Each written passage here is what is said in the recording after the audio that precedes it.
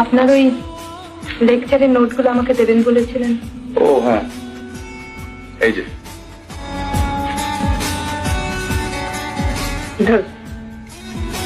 মানে বাহ, আমাকে হস্টেল অব্দি পৌঁছে দেবেন না? ও, কবে কবে পড়াতে পারবেন সেটা পথে যেতে যেতে ঠিক করে নেবো। গান শুনবে অন্য লোকে আর মোট বইবা আমি। গান সবাই শুনেছে,